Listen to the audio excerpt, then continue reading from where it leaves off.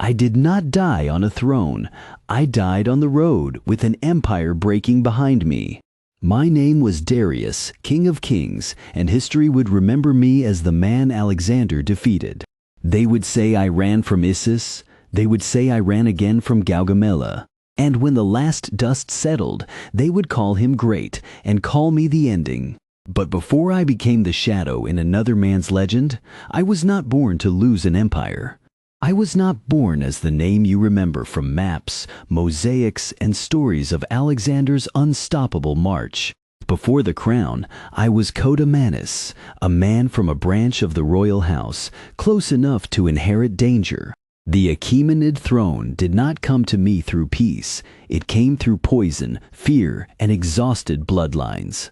By the time I was raised above other men, the palace already understood how easily kings could be made and unmade. I was given the title King of Kings, but the title came wrapped in silence. Around me stood courtiers who had survived too many rulers, men who bowed deeply and watched carefully. They knew the empire was still vast. They also knew vast things could crack without making sound. I inherited roads, satrapies, tribute, armies, palaces, and the memory of Cyrus and Darius the Great. I also inherited distance. Every province was loyal until it was afraid, every governor faithful until victory changed sides. From the Aegean coast to the lands beyond Iran, my empire looked eternal to those who saw only its borders. But borders are lines men draw after power has already done the harder work. Inside those lines were peoples with their own languages, gods, resentments, and bargains with the throne. A king could command them, but command was not the same as trust. I had been taught that Persia was the center of the world, the house where many nations came bearing gifts. The carvings at Persepolis showed delegations walking in order, as if the whole earth accepted its place. When I stood among those stones, I felt their weight, but I also felt their warning.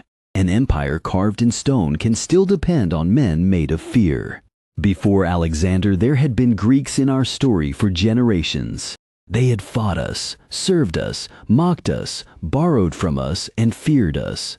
Greek mercenaries knew Persian pay. Persian kings knew Greek unrest. So when the young Macedonian crossed into Asia, some saw him as another fire on the frontier. A dangerous fire, yes, but not yet the burning of the world. I did not see him first as destiny. No king does. Destiny looks like a problem until it is too late. He was young, but youth can be a weapon when it has no memory of defeat.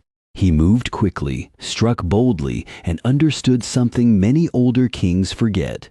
A victory is not only won on the field, it must be turned into a story before others can explain it. Alexander was fighting battles, but he was also building a future in which every road led to his name. I was older than he was, but age did not give me peace. It gave me a larger room for consequences. When news came of Persian positions falling in Asia Minor, I had to answer as king. Not as a frightened man, not as a cautious commander, as the face of the empire itself. A king cannot say, "I am unsure."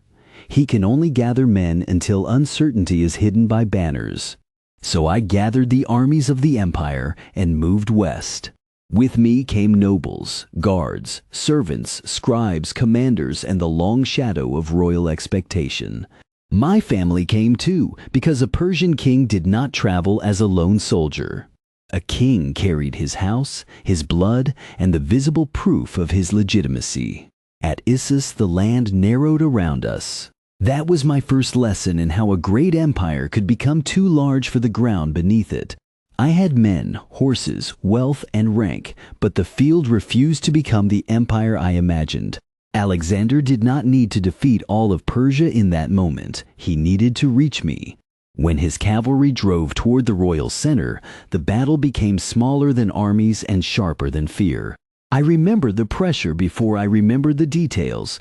Men shouted orders that were swallowed by dust, and the royal guard tightened around me. Somewhere in the noise, the empire stopped feeling like a world and became a body trying not to fall.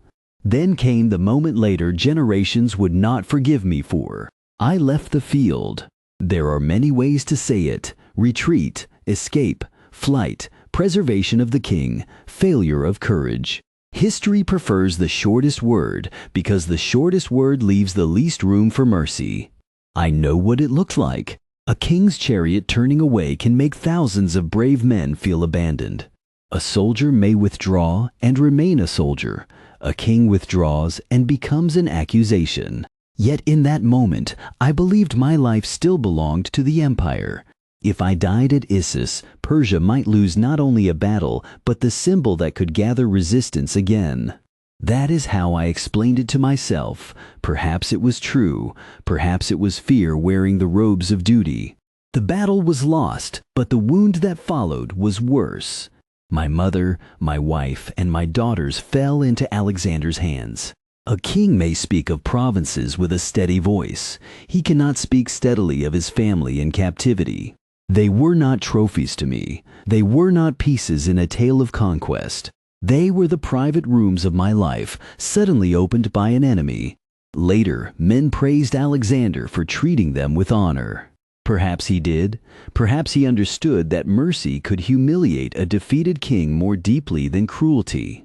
Every respectful gesture he offered them became another proof that he could act as a king in my place. Do you understand that pain? Not only to be defeated, but to see your enemy perform nobility with the people you failed to protect. After Issus, I wrote, negotiated, offered terms. Some would call that weakness, but a king who refuses peace only to prove pride may destroy more than himself. I still had land, treasure, armies, and time. I believed there were ways to stop the bleeding. I offered family bonds, territory, ransom, recognition. I tried to turn disaster back into politics. But Alexander did not want to be treated as a problem to be managed. He wanted the throne beneath the problem. He did not come to take a border or punish a satrap or bargain like another Greek commander. He had begun to imagine himself as the man before whom Asia would open. Once I understood that, I knew there would be another battle. So I turned again to the empire. Messages went out across the provinces, calling men from the heartlands and the edges. Cavalry, infantry, chariots, nobles, contingents from many peoples, all summoned under the old royal name. I needed a field broad enough for the empire to breathe. At Gaugamela, I tried to create that field. The ground was prepared. The space was chosen. The scale was meant to become my weapon. If Issus had trapped my numbers, Gaugamela would let them speak. That was the hope, at least. Hope can sound very much like strategy when enough men repeat it. Before the battle, I looked across the plain and saw what remained of my authority. Banners from distant lands, commanders waiting for signals, horses stamping in the dust, blades catching the low light. It should have comforted me.